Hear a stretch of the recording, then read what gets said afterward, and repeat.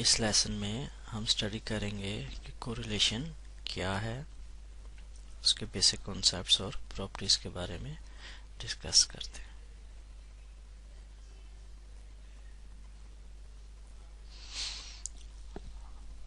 Statistics के इस course में रिग्रेशन की तरह कोरिलेशन का वर्ड भी मेन टाइटल में है और ये दोनों कॉन्सेप्ट्स एक दूसरे से मिलते जुलते भी हैं और डिफरेंट भी हैं। रिग्रेशन को ऑलरेडी हम देख चुके हैं, तो आज हम इस सेगमेंट में देखेंगे कि कोरिलेशन है क्या। सिंपल अगर नोट करें तो कोरिलेशन को आप दो अल्फाज का मजमूआ कह सकते हैं, फर्स्ट को और सेकंड रिलेशन। तो इनको कंबाइन करें तो ये वर्ड आपको देगा कोरिलेशन। को का मतलब है टुगेदर, इकट्ठे, और रिलेशनशिप का मतलब है एक दूसरे के साथ क्या एसोसिएशन है या अफेक्ट है। तो जैसे हम को एजुकेशन कहते हैं, तो को एजुकेशन में यही मुराद होता है कि मेल और फीमेल दोनों इकट्ठे स्टडी कर रहे हैं। तो कोरिलेशन को आपने इससे याद रखना है। इसकी डेफिनेशन पे आ जाते हैं। दो वेरिएबल्स को कब हम कोरिलेट कहेंगे? जब वो साइमल्टेनियसली किसी एक ख़ास डायरेक्शन में मूव कर रहे हैं। डायरेक्शन में मूव करने का मतलब ये है कि अगर एक वेरिएबल की वैल्यू इंक्रीज कर रही है तो दूसरे वेरिएबल की वैल्यू भी इंक्रीज कर रही है, या एक वेरिएबल की वैल्यू डिक्रीज हो रही है तो दूसरा वेरिएबल भी उसके साथ डिक्रीज हो रहा है। तो उन दोनों की मूवमेंट किसी खास डायरेक्शन में है। अगर इस तरह का रिलेशनशिप हो तो उसको हम कहेंगे कि वेरिएबल आपस में रिलेटेड है, कोरिलेटेड है। इन वेरिएबल्स को हम x और y कह देते हैं। एक वेरिएबल x है और दूसरा वेरिएबल हमारे पास y है। तो इनमें चेंजेस इस तरह आती हैं, वैल्यूज इनकी इस तरह इंक्रीज हो रही हैं कि एक तो बढ़ रहा है लेकिन उसके साथ साथ दूसरा भी बढ़ रहा है। तो हमने स्टडी ये करना है कि वो जो इसके साथ बढ़ रहा है वो क्यों बढ़ रहा है और किस तरह से बढ़ रहा है। तो इसी चीज़ की स्टडी का नाम कोरिलेशन एनालिसिस है। फर्दर जाने से पहले चंद एक रियल लाइफ एग्जांपल्स देख लेते हैं कोरिलेशन की। बड़ी हाइट के जो लोग होंगे उनका नॉर्मली शू साइज भी आप नोट करेंगे बड़ा होगा। तो इससे हम ये अंदाज़ा लगा सकते हैं कि ये दोनों आपस में रिलेटेड है। इसी तरह टेम्परेचर अगर ज़्यादा हो जाए, अपवर्ड की तरफ जाए, ये टेम्परेचर अपवर्ड जा रहा है तो आइसक्रीम की सेल्स क्या होगी जी? ऊपर जानी चाहिए। जनरली हमने देखा है कि वो भी बढ़ जाती है। इसी तरह एक हिल स्टेशन है, पहाड़ी है, और वहाँ पे एक उसकी स्लोप जैसे जैसे बढ़ती जाएगी, जो वॉक करने वाले की स्पीड है वो क्या हो जाएगी? रिड्यूस होती जाएगी। ये डेली रूटीन की हमारी ऑब्जर्वेशंस हैं। एज के साथ साथ जैसे किसी शख्स की एज बढ़ती जाती है तो उसके बालों का जो तादाद है, क्वांटिटी है, वो भी कम होती जाती है। एज बढ़ रही है, बाल कम हो रहे हैं। एजुकेशन में देख लेते हैं। ऐसे लोग जो जॉब करते हैं उनको अगर कंपेयर आप करेंगे तो आपको मिलेगा कि जिस शख्स की क्वालिफिकेशन ज़्यादा है, ईयर्स ऑफ एजुकेशन ज़्यादा है, यूजुअली उसके अर्निंग का पोटेंशियल भी ज़्यादा होगा।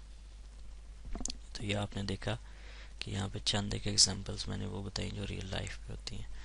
तो बताने का पर्पज़ ये था कि कोरिलेशन एक ऐसा सब्जेक्ट है, ऐसा टॉपिक है कि जो रूटीन की लाइफ के बहुत सारे प्रॉब्लम्स को एड्रेस करता है।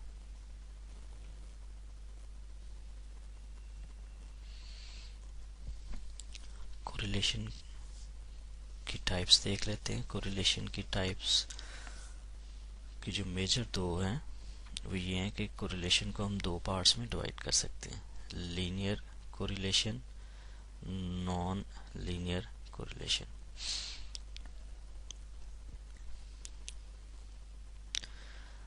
अगर तो हमारे पास दो वेरिएबल्स हैं, उसको हमने एक ग्राफ की सूरत में ड्रा किया और उनकी वैल्यूज़ किसी इस तरह के पैटर्न को फॉलो करती हैं कि एक लाइन बनती हुई दिखाई दे रही है, तो इसको हम कहेंगे कि ये रिलेशनशिप लीनियर है।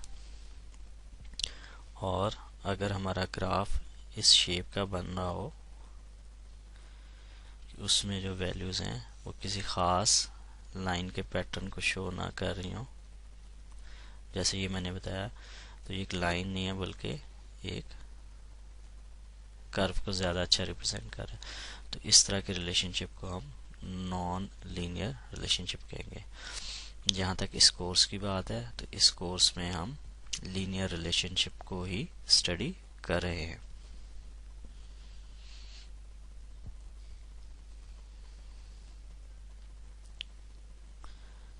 लीनियर कोरिलेशन को फर्दर हम अगर डिवाइड करना चाहें तो उनको तीन मुख्तलिफ हिस्सों में डिवाइड किया जा सकता है, सिंपल कोरिलेशन, मल्टीपल कोरिलेशन और पार्शियल कोरिलेशन।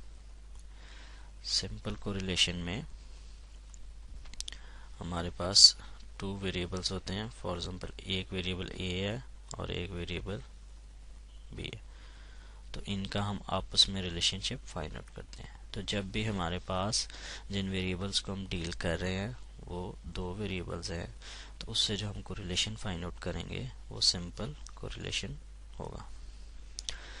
मल्टीपल, जैसा कि आपको नाम से जाहिर है कि वेरिएबल एक है लेकिन इस पे जो अफेक्ट हो रहा है वो एक से ज़्यादा वेरिएबल्स का, ऐसा पॉसिबल है ना। तो इस तरह के केस में एक वेरिएबल्स का रिलेशनशिप इन तमाम वेरिएबल्स के साथ है। तो इस तरह के केस में अगर हम इसका कोरिलेशन फाइंड आउट करना चाहेंगे तो वो मल्टीपल कोरिलेशन कहलाएगा और उसका मेथड सिंपल कोरिलेशन वाले मेथड से डिफरेंट होगा। पार्शियल कोरिलेशन में देख लेते हैं, बी, सी और फॉर एग्जांपल डी। तो पार्शियल कोरिलेशन में हम क्या करते हैं कि ए का रिलेशनशिप सी से फाइंड आउट कर लेते हैं, लेकिन इस तरह फाइंड आउट करते हैं कि बी और डी को हम आइसोलेट कर देते हैं, यानी इनके इफेक्ट को हम कंट्रोल कर लेते हैं या इनके इफेक्ट को आप यूँ समझे कि कंसीडर नहीं करते। इफेक्ट तो हो रहा होता है लेकिन हम उसका मेजर इफेक्ट ए और सी के साथ फाइंड आउट कर सकते हैं। इसी तरह ए और बी के साथ या बी और सी के साथ भी रिलेशनशिप फाइंड आउट किया जा सकता है। तो इस तरह के रिलेशनशिप को हम पार्शियल कोरिलेशन कहते हैं। तो मल्टीपल में एक का तमाम के साथ एट ए टाइम और पार्शियल में हर एक का इंडिविजुअल। तो ये जो हमारा कोर्स है इसमें हम स्पेशली ये जो सेगमेंट है इसमें हम सिंपल कोरिलेशन फाइंड आउट करने का मेथड और इसके बाकी जो प्रॉपर्टीज़ हैं उनको देखेंगे। मल्टीपल और पार्शियल कोरिलेशन भी इस कोर्स में है, उसको हम फर्दर आने वाले लेक्चर्स में स्टडी करेंगे।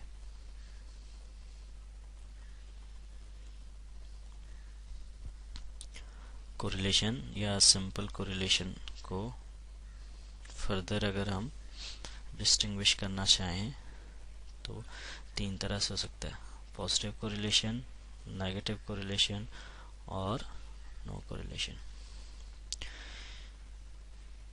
पीछे आपने एक एग्जांपल देखी थी, उस एग्जांपल में हमने ये कहा था कि जैसे जैसे टेम्परेचर इंक्रीज हो रहा है तो आइसक्रीम की सेल्स भी इंक्रीज होगी। तो अगर दो वेरिएबल्स इस तरह मूव कर रहे हैं कि उनकी डायरेक्शन सेम है, एक अगर ऊपर जा रहा है इंक्रीज हो रहा है तो दूसरा भी ऊपर या इंक्रीज की तरफ जा रहा है, तो इस तरह के रिलेशनशिप को हम पॉजिटिव कोरिलेशन कहेंगे।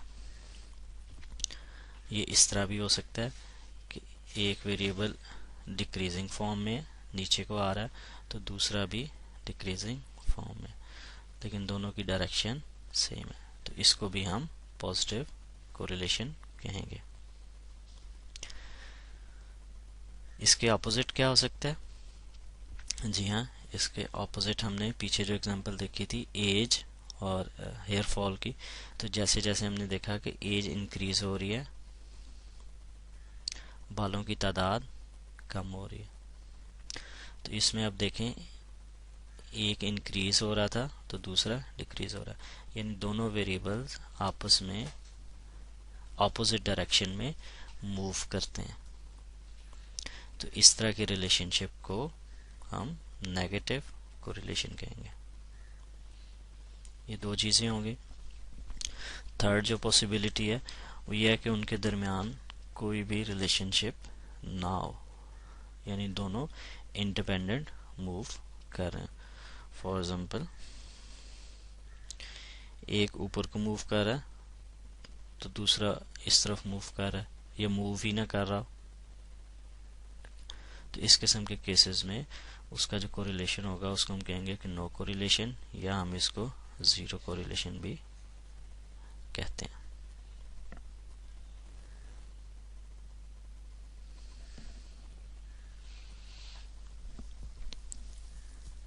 कोरिलेशन को स्टडी करने के डिफरेंट मेथड्स हैं। पहला स्कैटर प्लॉट का मेथड है, इसको हम ग्राफिकल मेथड भी कह सकते हैं। और नॉर्मली जब भी हमने कोरिलेशन को, या पीछे हमने देखा था रिग्रेशन को भी डील करते हैं, तो उसमें स्कैटर प्लॉट को प्रेफर करते हैं कि उसका आगाज या स्टार्ट रिग्रेशन या कोरिलेशन एनालिसिस का हम स्कैटर प्लॉट से ही करते हैं। सेकंड कॉल पियर्सन कोफिशिएंट, और थर्ड स्पीयर्समैन रैंक कोरिलेशन कोफिशिएंट।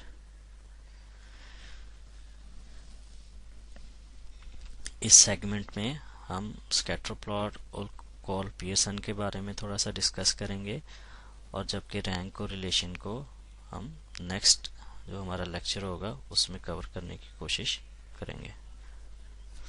तो स्कैटर प्लॉट की तरफ आ जाते हैं। स्कैटर प्लॉट जैसा कि इन लेसन में हम कई दफ़ा देख चुके हैं, टू वेरिएबल्स होंगे x और y, और इन वेरिएबल्स को हम ड्रॉ कर लेते हैं। तो इस ड्रॉ करने का फ़ायदा ये होता है कि ये हमें चंद चीज़ों के बारे में बता देता है। तो वेरिएबल्स की ओवरऑल शेप और उनके रिलेशनशिप को एक्सेस किया जा सकता है।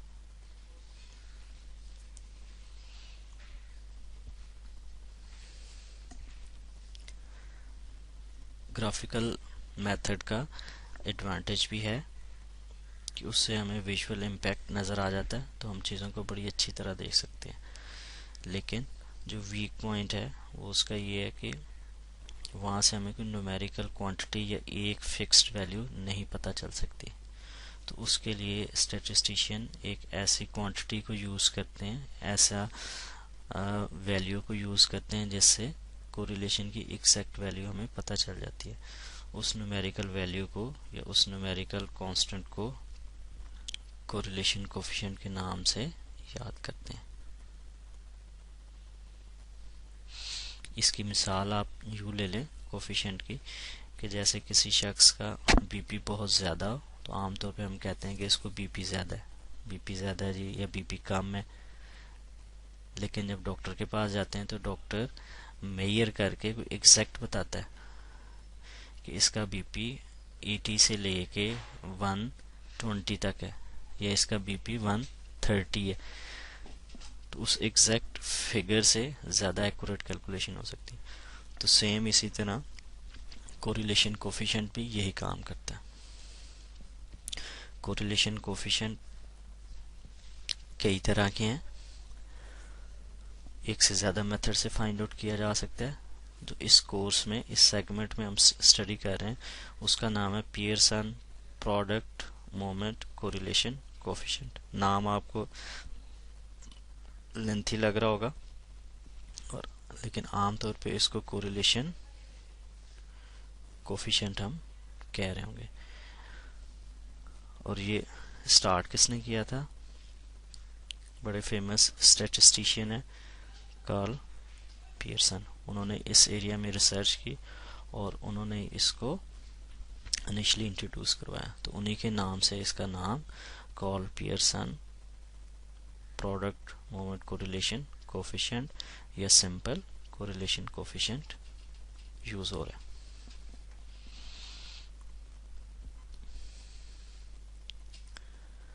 ये कोरिलेशन कोफिशिएंट फाइंड आउट क्या करता है? दो चीज़ों को फाइंड आउट करेगा।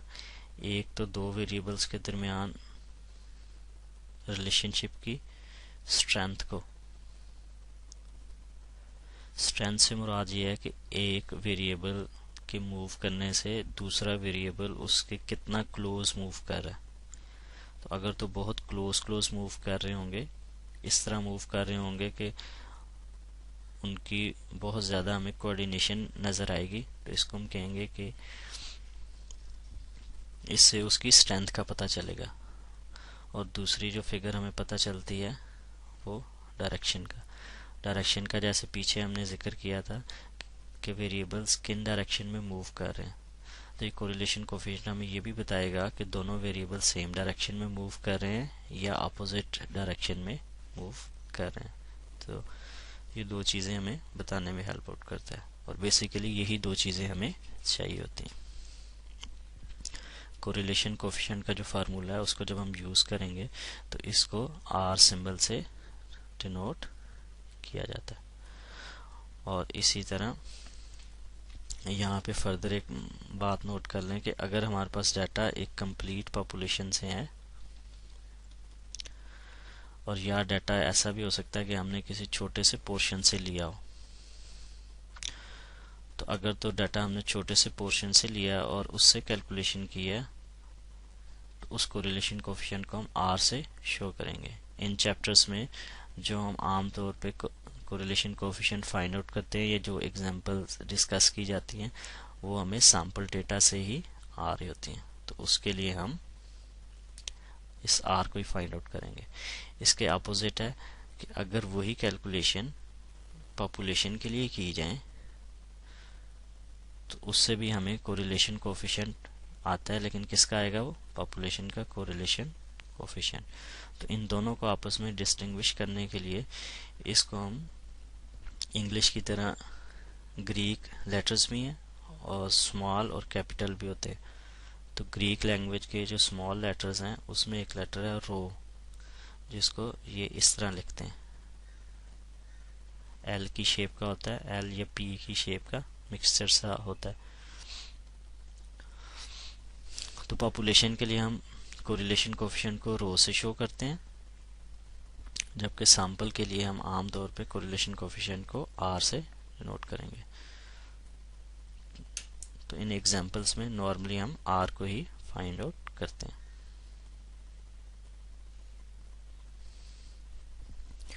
कोरिलेशन कोफिशिएंट की चंद और जो अहम खुसूसियात हैं, जो मेजर पॉइंट्स नोट करने वाले हैं, उसमें यह है कि कोरिलेशन कोफिशिएंट की कैलकुलेट करने के बाद जो वैल्यू आएगी वो हमेशा इस रेंज के दरमियान होगी।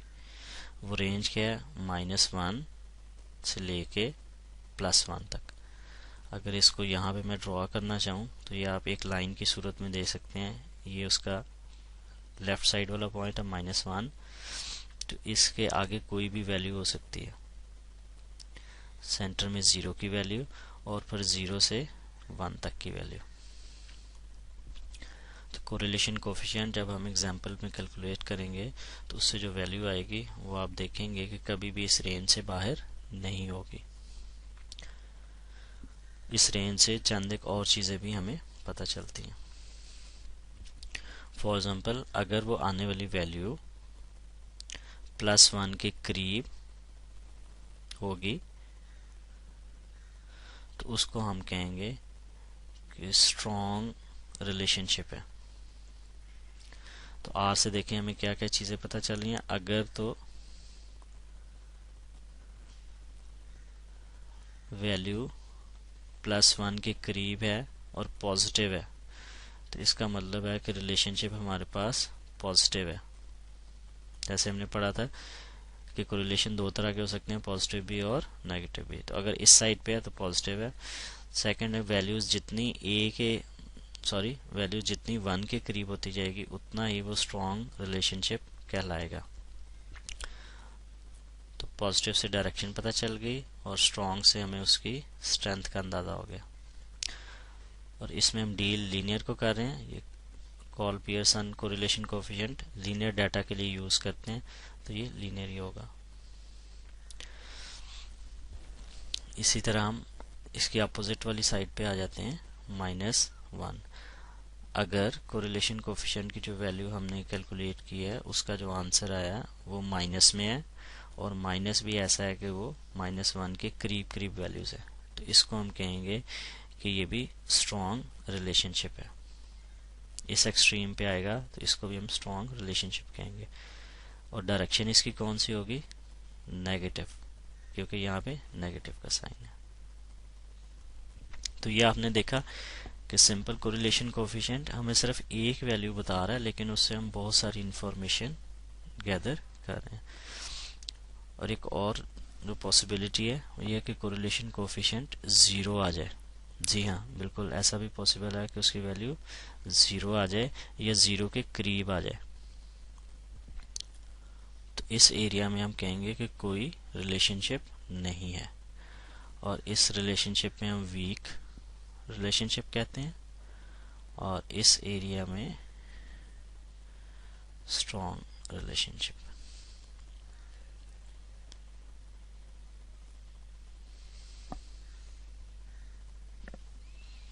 फर्दर इसको देखते हैं। स्कैटर प्लॉट और कोरिलेशन कोफिशिएंट का आपस में बड़ा रिलेशनशिप है। ये हमारे पास लेफ्ट साइड पे अगर आप देखें पहली फिगर में एक डाटा को ड्रॉ किया गया है, ये उसका स्कैटर प्लॉट है, तो वैल्यूज बिखरी हुई हैं। अगर इस वैल्यू का आप कोरिलेशन निकालना चाहेंगे जो कि यहाँ पे दिया गया है, तो वो 0.50 है। तो इससे अब आप अंदाज़ा लगा लें कि अगर इस तरह का रिलेशनशिप हो तो उसकी आर की वैल्यू यहाँ पे ये आ रही है, तो ये एक लिहाज से वीक रिलेशनशिप है, बहुत ज़्यादा स्ट्रॉन्ग नहीं है। नेक्स्ट पिक्चर पे आ जाएं। इस पिक्चर में अगर आप देखें तो आपको वैल्यूज़ ज़्यादा आपस में क्लोज नज़र आ रही हैं। तो जब भी वैल्यूज़ बहुत ज़्यादा क्लोज होंगी तो ये इस बात की इंडिकेशन है कि वैल्यूज़ आपस में ज़्यादा कोरिलेटेड हैं, तो उसका इफेक्ट आर पे भी आना चाहिए।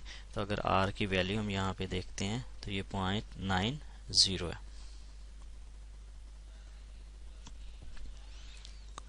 थर्ड शेप देखते हैं। इस शेप में क्या हुआ है कि वो वैल्यूज़ इतनी आपस में रिलेटेड है कि बिल्कुल एक दूसरे के ऊपर आ गई हैं। तो ये एक परफेक्ट किस्म की लाइन शो हो रही है। तो इस तरह का डाटा का आप आर निकालने की कोशिश करेंगे तो r +1 में आएगा। तो यहाँ एक फर्दर बात भी नोट कर लें कि ये रेंज हमने देखी स्ट्रॉन्ग रिलेशनशिप की है, लेकिन अगर वैल्यू हमारी r = 1 आ जाए तो इसको हम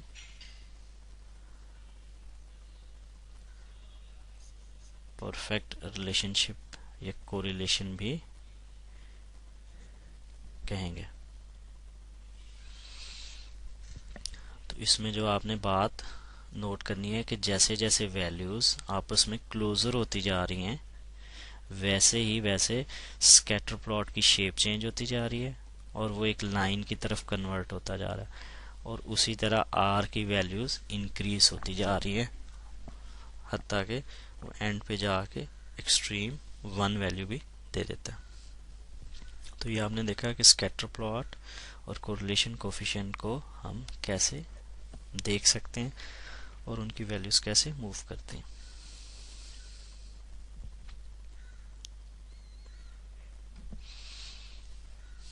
इस पिक्चर में देखें वैल्यूज आपको उसी फिगर की तरह नज़र आ रही होंगी जो पहले हमने देखी है फिगर ए, लेकिन अगर इसकी आप डायरेक्शन देखें तो डाउनवर्ड है। तो आर की वैल्यू अगर निकालेंगे तो साइन भी आप देखें चेंज हो गया, -0.50। तो ये इस बात की इंडिकेशन है कि जिन भी वैल्यूज़ का स्कैटर प्लॉट है वो इस तरह की है कि एक वेरिएबल अगर आगे की तरफ जा रहा है, इंक्रीज हो रहा है, तो दूसरा डिक्रीज हो रहा है।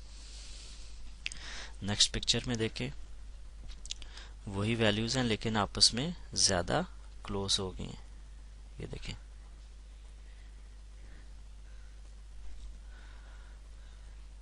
तो जितनी क्लोज होती जाएंगी उतना ही रिलेशनशिप हाई होता जाएगा। तो ये 0.90 माइनस साइन इस बात की इंडिकेशन है कि ये नेगेटिव कोरिलेशन है। और थर्ड पिक्चर में देखें, वो वैल्यूज़ इतनी आपस में रिलेट हो गई हैं कि एक दूसरे के ऊपर आ गई हैं और ये एक परफेक्ट लाइन बन रही है। तो ये रिलेशनशिप परफेक्ट कहलाएगा। और डायरेक्शन इसकी क्या होगी? नेगेटिव। ये यहाँ से देख लो। तो यहाँ पे जो बात नोट करने वाली है कि जैसे जैसे अगर आपको सिर्फ स्कैटर प्लॉट ही हो तो उसको विजुलाइज करके आपको एक गैस, ये अंदाज़ा हो जाना चाहिए कि इसकी आर की वैल्यू किस तरह की होगी। और इसी तरह अगर कहीं पे सिर्फ आर की वैल्यू दी हुई है तो उसको देख के आपको अंदाज़ा हो जाना चाहिए कि इसको अगर हम ड्रॉ करेंगे तो उसकी पिक्चर किस तरह की होगी।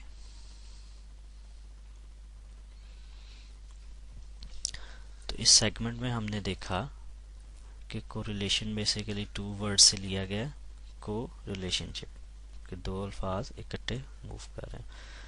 कोरिलेशन हमने को फर्दर डिवाइड किया, तो सिंपल भी हो सकता है, मल्टीपल भी हो सकता है और पार्शियल हो सकता है। अगर 2 वेरिएबल्स इन्वॉल्व हों तो वो सिंपल है, 2 से ज़्यादा वेरिएबल्स हों तो मल्टीपल है, और पार्शियल में वेरिएबल्स तो 2 से ज़्यादा होते हैं लेकिन उसमें से ट्रीट हम 2 को कर रहे होते हैं। ये लीनियर भी हो सकता है और नॉन लीनियर भी, और इस कोर्स में या इस सेगमेंट में हम सिर्फ लीनियर को ही कंसीडर कर रहे हैं। फर्दर हमने देखा कि कोरिलेशन पॉजिटिव कोरिलेशन कब होगा और नेगेटिव कोरिलेशन से क्या मुराद है।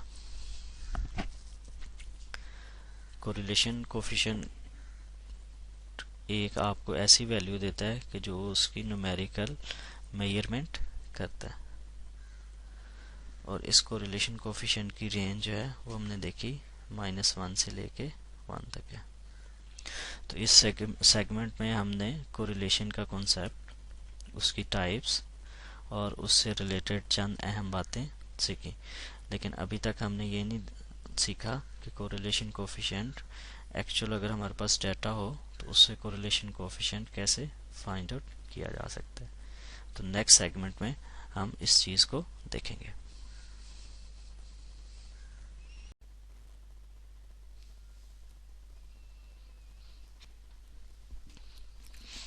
इस सेगमेंट में हम देखते हैं कि कोरिलेशन कोफिशिएंट को कैसे फाइंड आउट किया जाए। इसको हम एक एग्जांपल की मदद से देखेंगे और एंड पे हम ये भी देखेंगे कि इसको इंटरप्रेट कैसे किया जाएगा। तो एग्जांपल की तरफ आते हैं।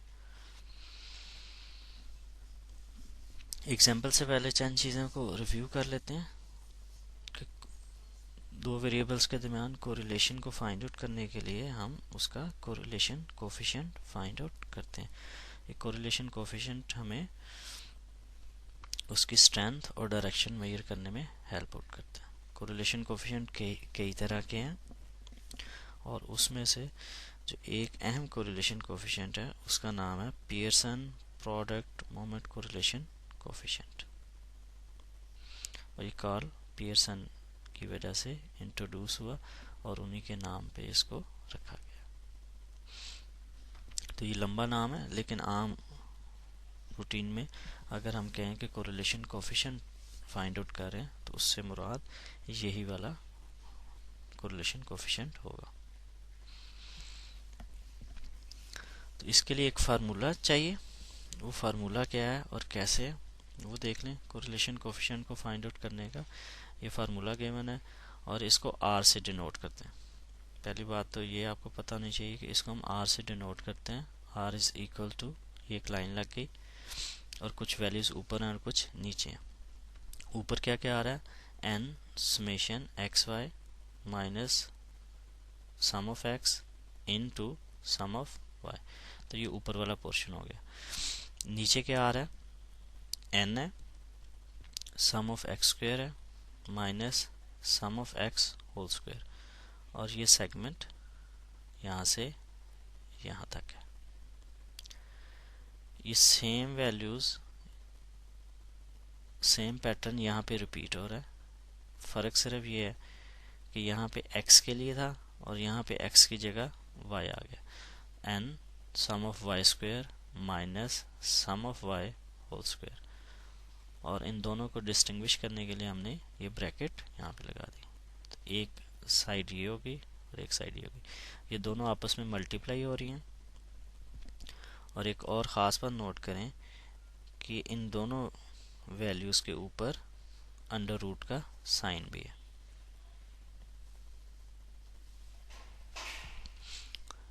इसमें आपने देखा है कि सिर्फ x और y की वैल्यूज़ यूज़ हो रही हैं, तो फर्दर जब हमारे पास डाटा आएगा तो उसमें हम देखेंगे जो n है ये नंबर ऑफ वैल्यूज़ है। ये फार्मूला में भी आपको पहली लुक में थोड़ा सा मुश्किल लगे, लेकिन ये बहुत ही सिंपल फार्मूला। अगर आप इस फार्मूले के इस वाले पार्ट को देखें और इस अंडर रूट को इग्नोर करके देखें, तो ये फार्मूला वही है जो हमने रिग्रेशन में b के लिए यूज़ किया था। तो b के लिए फार्मूला क्या था, n sum of X Y minus sum of X sum of Y divided by n sum of x square minus sum of X whole square.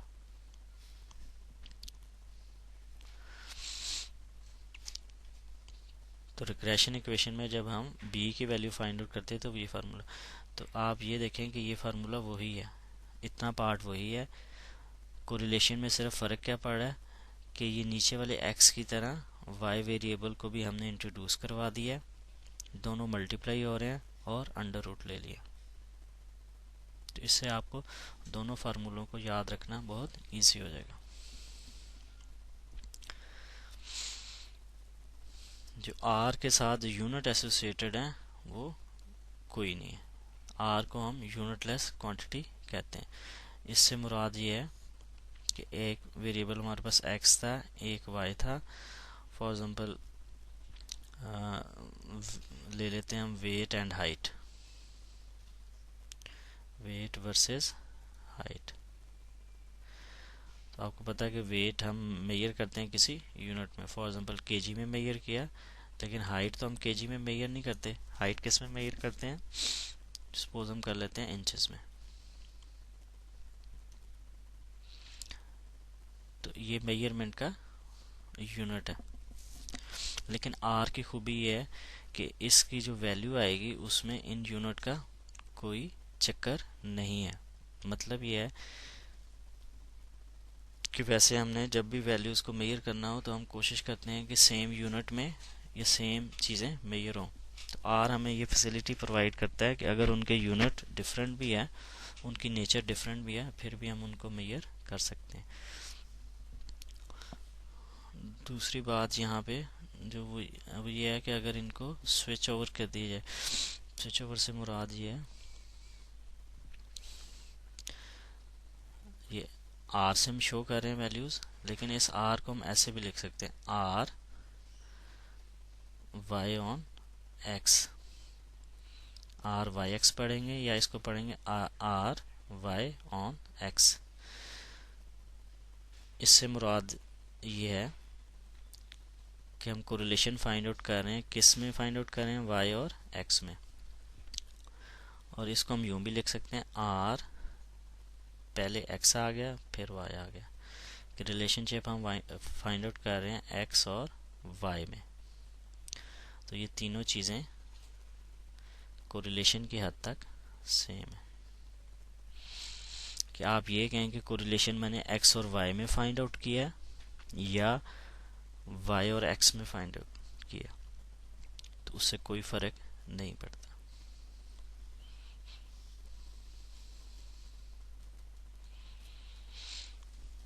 Example की मदद से इसको समझने की कोशिश करते हैं।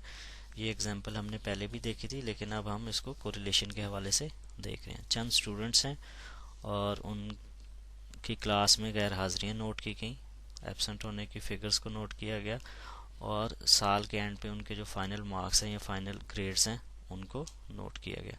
तो अब हम देखना ये चाह रहे हैं कि इन दोनों चीज़ों के दरमियान कोई रिलेशनशिप है या नहीं है, अगर है तो किस तरह का है और वो कितना स्ट्रॉन्ग है। तो ये सारी चीज़ें हमें कोरिलेशन कोफिशिएंट से पता चल सकती हैं।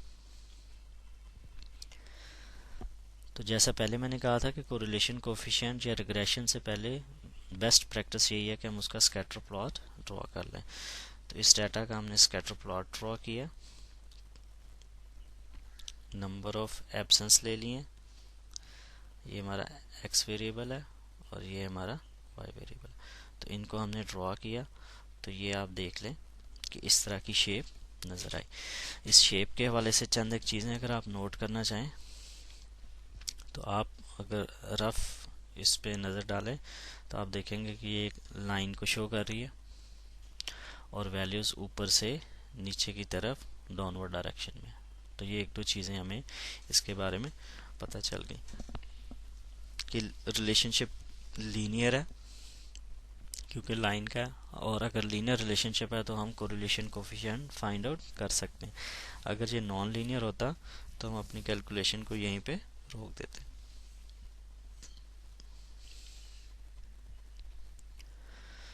तो आपके लिए इजी करने के लिए मैंने इसको स्टेप बाय स्टेप यूँ लिख दिया कि स्टेप 1 में आप क्या करें, make a table,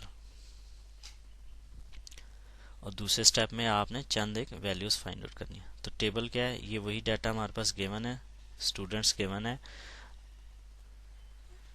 number of absentees given है और फाइनल ग्रेड। ये तो हमारे पास पहले 3 कॉलम गिवन ही थे, तो इसको हमने टेबल की सूरत में कर लेना है। तो टेबल में हमने वैल्यूज़ क्या फाइंड आउट करनी है, एक्स और वाई की। तो एक्स और वाई आपस में मल्टीप्लाई होगा और उसकी जो भी वैल्यू आएगी वो हम यहाँ पे लिखते जाएंगे। जैसे कि ये पूरा कॉलम हमने कंप्लीट कर लिया। सेकंड वो कह रहा है कि एक्स स्क्वायर फाइंड आउट कर लें। ये हम इसलिए फाइंड आउट कर रहे हैं कि फर्दर जब हमने फार्मूला अप्लाई करेंगे तो उसमें ये कैलकुलेशंस होनी है, तो ये हम पहले से ही कर लेते हैं। एक्स स्क्वायर, 6 का स्क्वायर कितना होगा, 36, तो यहाँ पे 36 आ गया। Next 4, 2 to 5, 81 and so on. तो ये एक कॉलम भी हमने कंप्लीट कर लिया। लास्ट कॉलम देखें वाई स्क्वायर का, इसकी भी हमें ज़रूरत पड़ेगी। तो ये वाई था, वाई का स्क्वायर किया तो हमारे पास 6724 और नेक्स्ट ये वैल्यूज आ गई। अगर आप नोट करें तो इसी तरह का टेबल और इसी तरह के स्टेप्स हमने रिग्रेशन में भी किए थे। तो एक कॉलम को फिलअप करने के बाद एक और जो काम आपने करना है कि समेशन ले लें, इस पूरे कॉलम का सम करें, सम ऑफ एक्स, तो वो कितना आ गया हमारे पास 57। इस कॉलम का सम करें, सम ऑफ वाई आ गया, इसको 511। सम ऑफ एक्स वाई कितना आएगा, बिल्कुल ये वाली वैल्यू आ गई। इसी तरह सम ऑफ एक्स स्क्वायर और सम ऑफ वाई स्क्वायर कर लिया। तो सिंपल हमने चंद कॉलम्स नए इंट्रोड्यूस करवाए, उनको फिल किया और एंड पे उनका सम ले लिया। तो एंड पे ये सम ऑफ एक्स लिख लें तब भी ठीक है, इनकेस ना भी लिखें तो यहाँ पे आप एक दफ़ा टोटल या सम लिख दें तो ये वैल्यूज़ बन सकते हैं। तो ये आप वर्ड में भी बना सकते हैं मैनुअल, और चाहें तो एक्सेल की हेल्प भी ले सकते हैं। तो ये 2 स्टेप्स हो गए हमारे पास, इजी हैं। नेक्स्ट हम देखते हैं थर्ड स्टेप में हमने क्या किया, फार्मूला लिखना है। बहुत दफ़ा जब आप क्वेश्चन सॉल्व करते हैं तो फार्मूला नहीं लिखते, तो बेस्ट प्रैक्टिस यही है कि आप सबसे पहले फार्मूला लिख लें। तो ये वही आर का फार्मूला जो हमने अभी पढ़ा था यहाँ पे लिख दिया। अब इस आर के फार्मूले में जहाँ जहाँ वैल्यूज़ अब हमने पुट कर दी, तो एन की जगह 7 आ गया, सम ऑफ एक्स वाई की जगह 3745 आ गया, minus sign, sum of x 57 है हमारे पास, और सम ऑफ वाई कितना था 511। बॉटम साइड पे आ जाएं, एन की जगह 7, sum of x square 579 minus sum of x 57 और इसका होल स्क्वायर। ये कन्फ्यूजन यहाँ पे कई दफ़ा हो जाती है, तो ये सम ऑफ एक्स है और उसका होल स्क्वायर है, तो ये एक वैल्यू बन गई। इसी तरह y के साथ ये वैल्यूज़ भी आप इसमें पुट कर सकते हैं। फर्दर कैसे सॉल्व करना है, इन वैल्यूज़ को अगर आप सिंप्लीफाई करेंगे तो कोई एक वैल्यू आ जाएगी इससे, और एक वैल्यू कहाँ से आ जाएगी इससे, तो इन दोनों को आपस में क्या कर देना है आपने, मल्टीप्लाई करेंगे तो आपके पास एक वैल्यू रह जाएगी।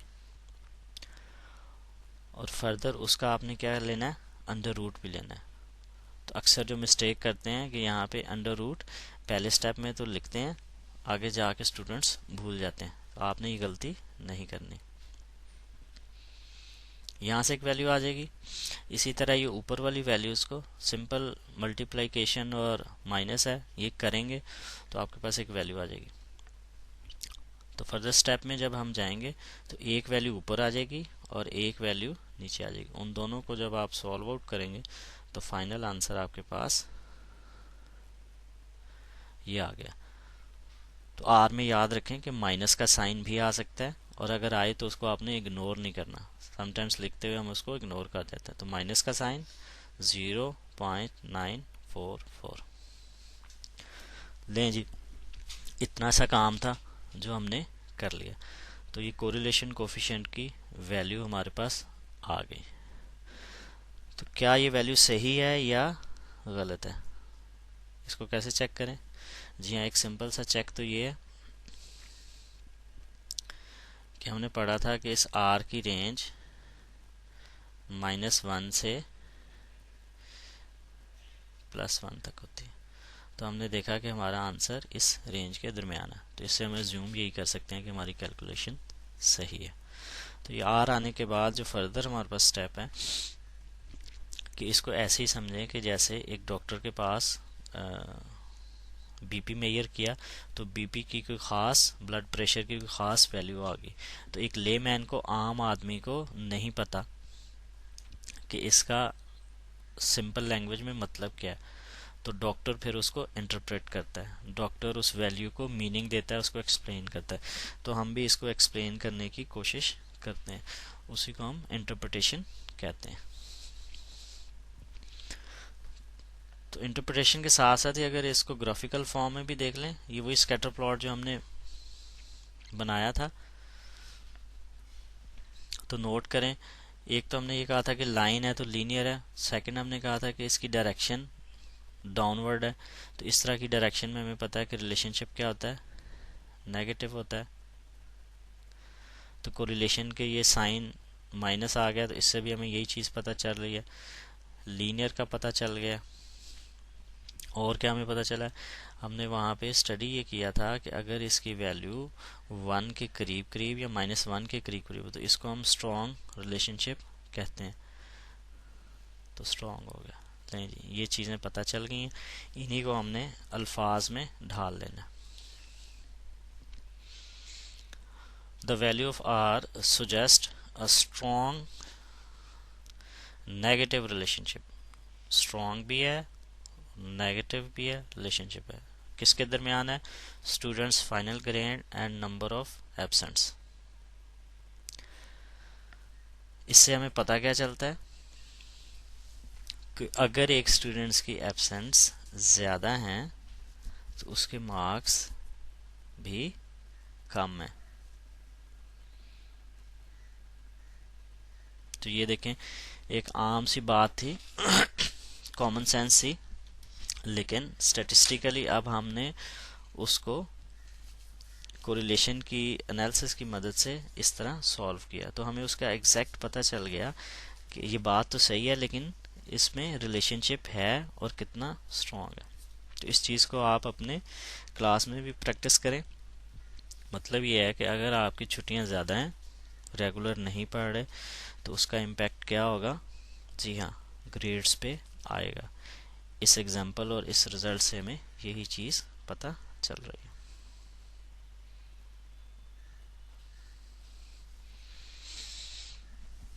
यहाँ पर एक ख़ास पॉइंट जो आपने नोट करना है वो ये है कि कोरिलेशन इज़ नॉट कॉजेशन। जी हाँ, अब आप कहेंगे कि पहले कोरिलेशन था, अब साथ में ये नया वर्ड भी आ गया, तो ये क्या चीज़ है?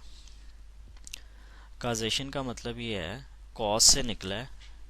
जैसे हम कहते हैं कॉज एंड इफेक्ट, कि कौन सी चीज़ किसको कॉज कर रही है। एक्स कॉज वाई, एक्स की वजह वाई है या वाई की वजह एक्स है। तो इसमें ये बताने की कोशिश कर रहा है कि कोरिलेशन हमें ये तो बता देता है कि दो वेरिएबल्स आपस में रिलेटेड हैं, लेकिन उससे ये नहीं पता चलता कि किसका अफेक्ट किस पर है या कौन सा वेरिएबल दूसरे को अफेक्ट कर रहा है। ये चीज़ हमें नहीं पता चलती, ये हमें रिग्रेशन में पता चलती है कि कौन सा इंडिपेंडेंट है और कौन सा डिपेंडेंट वेरिएबल है। तो ये आपने फ़र्क करना है। कोरिलेशन में हमें इस तरह की किसी चीज़ का नहीं पता चलता, पता चल भी सकता है, नहीं भी पता चल सकता है, लेकिन इससे कभी भी आपने ये मुराद नहीं लेना कि अगर हाई कोरिलेशन है तो एक दूसरे को कॉज भी करें। आगे एक एग्जांपल देखते हैं तो उसमें ये चीज़ आपको ज़्यादा क्लियर हो जाएगी।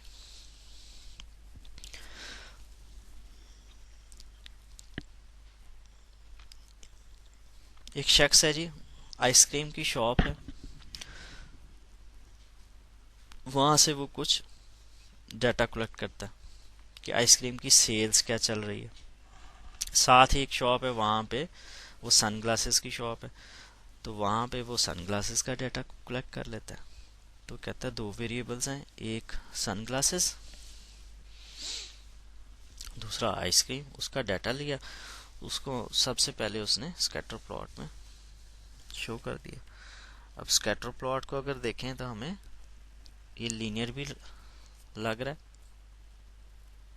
और वैल्यूज क्लोज क्लोज भी लग रही हैं, तो रिलेशनशिप हाई लग रहा है। तो इस फिगर को देखते हुए और अगर आप इस डाटा का कोरिलेशन कोफिशिएंट फाइंड आउट करेंगे, उसकी वैल्यू भी हाई आएगी। तो इस फिगर और इस इंफॉर्मेशन से तो हमें ये पता चलता है कि सनग्लासेस और आइसक्रीम की सेल्स के दरमियान जो रिलेशनशिप है वो बहुत ज़्यादा है।